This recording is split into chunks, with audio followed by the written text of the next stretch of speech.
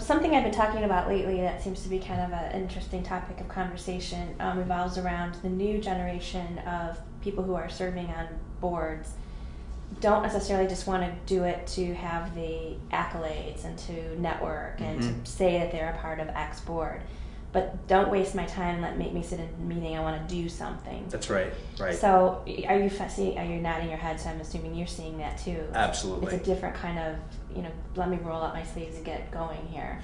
Mm-hmm. Has that been difficult as that transition kind of happens? Because there's a board that I actually serve on where I can see the intergenerational differences between those that want to roll up their sleeves and just get going on something and those that are just kind of used to coming to the meeting and getting a cup of coffee and a meal and chatting about the organization.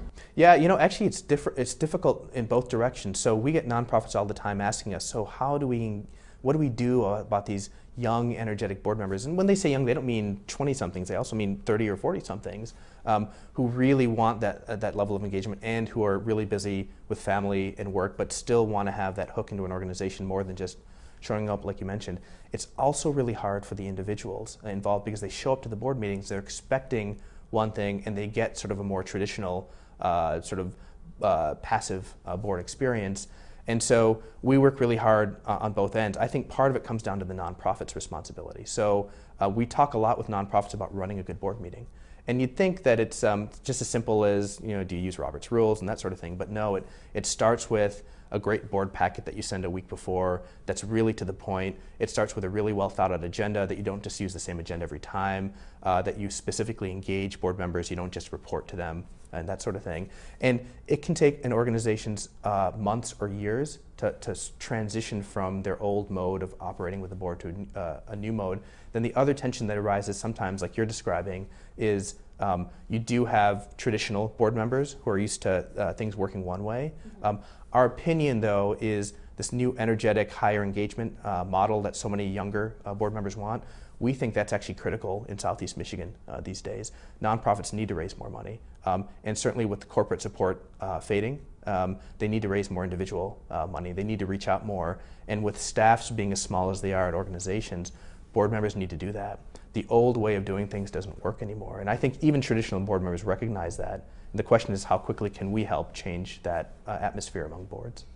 Does it necessarily have to be the case that a board member is expected not only to give of their time, maybe in their skills, but in addition to give monetarily? Or do you find that there's successful instances where it can be one or the other? Sure. Well, our philosophy is every board member should give, but where there's room for, it depends on the situation, is how much should a board member give. So what we really push is that every nonprofit should be able to say their board gives at 100%.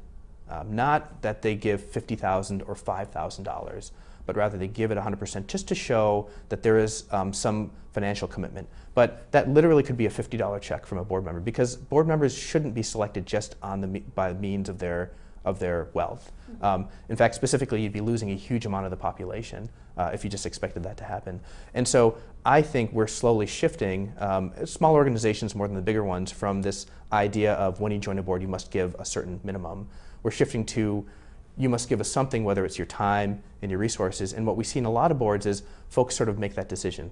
Well, I don't have a lot of money to give, but I certainly have a lot of time to give, and I'm a marketing expert, so I can help you with your marketing activities. Another board member might say, I really don't have a lot of time, but I'm willing to put in my money to this. And what we found is a balance between the two is really healthy. There is definitely a place for board support of nonprofits, but except for the very largest organizations, we really highly encourage to focus more on the skills and the passions more than the giving ability.